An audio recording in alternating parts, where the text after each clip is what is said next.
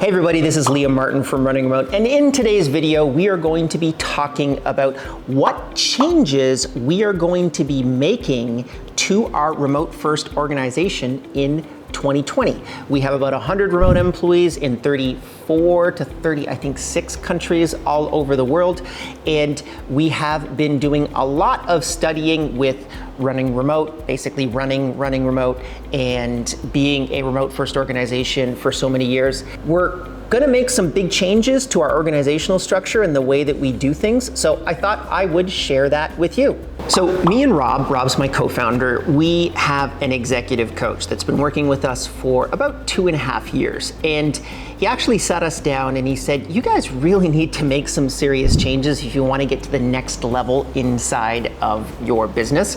So we decided to actually really focus on taking action on those changes.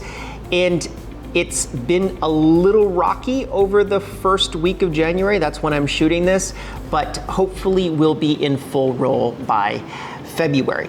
The first thing that he told us, which I thought was so insightful, was you two need to stop thinking about how and instead start thinking about who.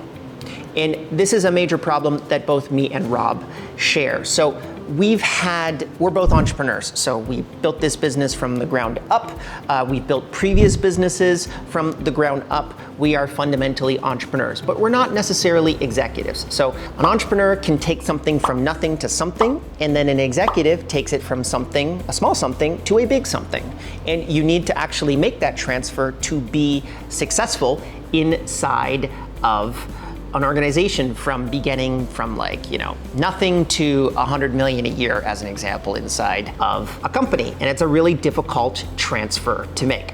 So he said, every single time that you try to do something on your own, try to slap yourself and say, who is going to do this? Not how am I going to do this? So we've made some pretty significant changes. Very specifically, what I've done is I no longer do any active role inside of the business, or I do not take any active role inside of the business outside of making YouTube videos, talking about strategy, managing other people, pretty much just manage other people and make these YouTube videos, which probably sounds really bad, but that's what I'm doing up until this point. And by doing that, what we've also done is we've implemented very clear metrics inside of the organization. Now, I've talked about this before, having very clear metrics inside of your organization, but we've brought this to the absolute next level. So everyone inside of my marketing meeting, as an example, is responsible for a particular set of numbers, anywhere from 1 metric to maybe 3 to 4 metrics. So let's say I am going to ask one person, how many credit card ads did you get through Facebook ads? And then what was the average price that you got those Facebook conversions through? That's a metric that's inside of my marketing weekly sync document every single week. And a particular person is responsible for that. And there's a definition for good, for great, and for not good. And as long as we're in the good to great category, we're doing well. If we're in the not so great category, that's when I start to do calls with them one-on-one to be able to figure out where they are currently at.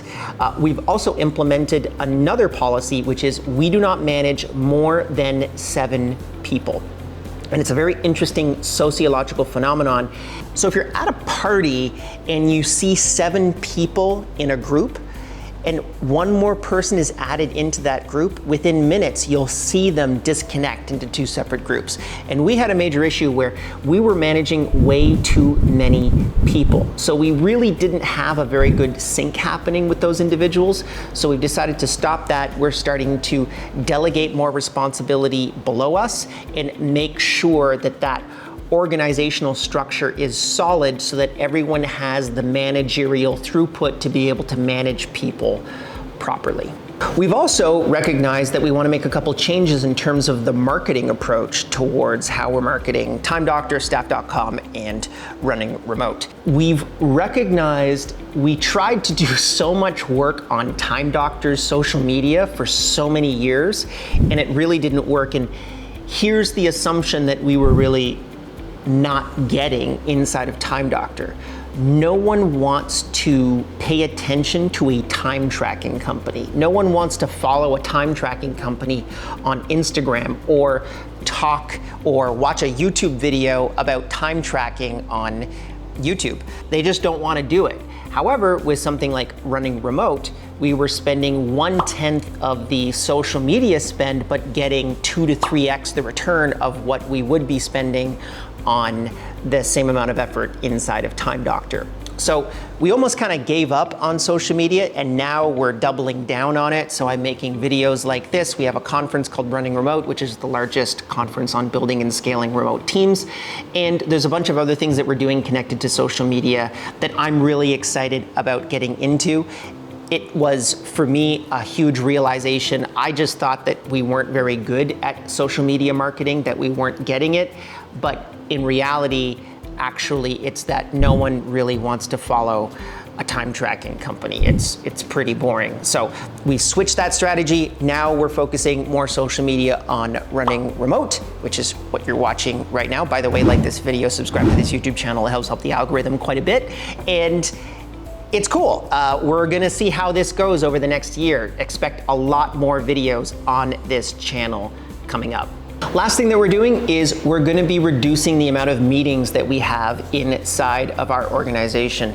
I know that Ken Weary from Hotjar, who actually recently did a talk at Running Remote, I will link him up into the video below or beside or wherever it's gonna pop up. He talked about how if you're in a meeting in Hotjar and it's not valuable to you, you should get out of that meeting. And I think that that's really important. And I was getting that feedback from a lot of the employees inside of our organization, that they were in all of these meetings, but very few of them were actually productive.